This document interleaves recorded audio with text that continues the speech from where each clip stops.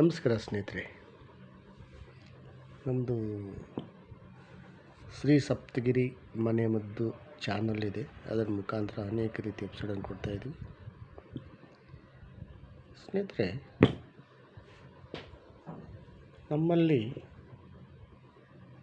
ಅನೇಕ ರೀತಿಯ ತರಕಾರಿಗಳು ಸಿಗ್ತವೆ. ಆದರೂ ಕೆಲವರು ತಿನ್ನೋಕ್ಕಾಗಲ್ಲ ಅಂತಾರೆ, ಕೆಲವರು ನಮ್ಗೆ ಇಷ್ಟ ಇಲ್ಲ ಅಂತಾರೆ, ಕೆಲವರು ನಮಗೆ ಏನೇನೋ ನಾನಾ ರೀತಿ. ಆದರೆ ತರಕಾರಿಗಳಲ್ಲಿ ಎಲ್ಲ ರೀತಿಯ ವಿಟಮಿನ್ಸ್ ಇದೆ, ಮಿನರಲ್ಸ್ ಇದೆ,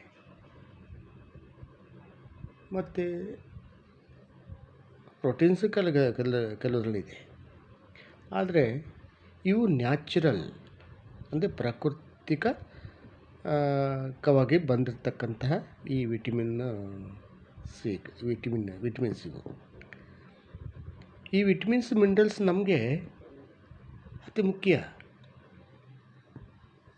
ಇಲ್ಲ ಏನು ಮಾಡ್ತಾರೆ ಕೆಲವರು, ಇವೆಲ್ಲ ನಮ್ಗೆ ಇಷ್ಟ ಇಲ್ಲ ಅಂದ್ಬಿಟ್ಟು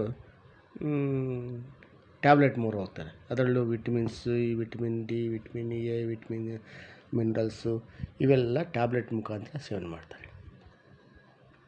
ಆ ಮಾತ್ರೆ ಟ್ಯಾಬ್ಲೆಟ್ಗಳು ನಮಗೆ ಹಾನಿಕರ ಅಲ್ಲ.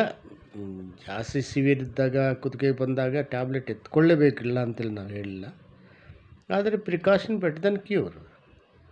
ಅದು ಬರೋ ಬದಲೇ ನಾವು ಇದನ್ನು ಸೇವನೆ ಮಾಡ್ತಾ ಬಂದರೆ ಅದು ಅಲ್ಲಿ ಬರುವ ಟ್ಯಾಬ್ಲೆಟ್ ಮೋರೆ ಹೋಗೋದೇ ಬೇಕಾಗಿಲ್ಲ. ಆದ್ದರಿಂದ ನಮಗೆ ಈ ಕಣ್ಣಿಗೆ ಏನಾದ್ರು ತೊಂದರೆ ಆದಾಗ ವಿಟಮಿನ್ಸ್ ಇ, ಎ ಇವೆಲ್ಲ ಬೇಕಾಗುತ್ತೆ. ಆಗ ಇದರಲ್ಲಿ ಅದು ಅಡಕವಾಗಿರ್ತದೆ. ಆದ್ದರಿಂದ ಇದನ್ನು ಬೆಳಗ್ಗೆ ಜ್ಯೂಸ್ ಮಾಡಿಕೊಂಡು, ಇದಕ್ಕೇನು ಸಕ್ಕರೆ ಹಾಕಬಾರದು, ಹಾಗೇ ಸೇವನೆ ಮಾಡ್ತಾ ಬಂದರೆ ಆ ಜ್ಯೂಸನ್ನು ನಮಗೆ ಕಣ್ಣಿನ ರೆಕ್ಟಲ್ ಏನಾದ್ರು ತೊಂದರೆ ಇದ್ದರೆ ಅದರಲ್ಲಿ ಸರಿಪಡಿಸುವ ಶಕ್ತಿ ಈ ಒಂದು ಕ್ಯಾರೆಟ್ಗಿದೆ. ಈ ಕ್ಯಾರೆಟನ್ನು ನಾವು ಪಲ್ಯವಾಗಿ ಸೇವನೆ ಮಾಡ್ಬೋದು, ಆದರೆ ಜ್ಯೂಸ್ವಾಗಿ ಸೇವನೆ ಮಾಡ್ಬೋದು.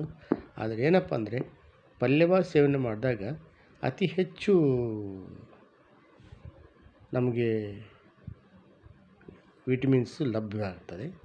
ಅದೇ ನಾವು ಇದನ್ನು ಪಲ್ಯವಾಗಿ ಸೇವನೆ ಮಾಡಬೇಕಂದ್ರೆ ಸ್ವಲ್ಪ ಬೇಯಿಸಬೇಕಲ್ಲ, ಆಗ ಕೆಲವೊಂದು ಆವಿ ಮುಖಾಂತರ ಆವಿ ಆಗ್ತವೆ.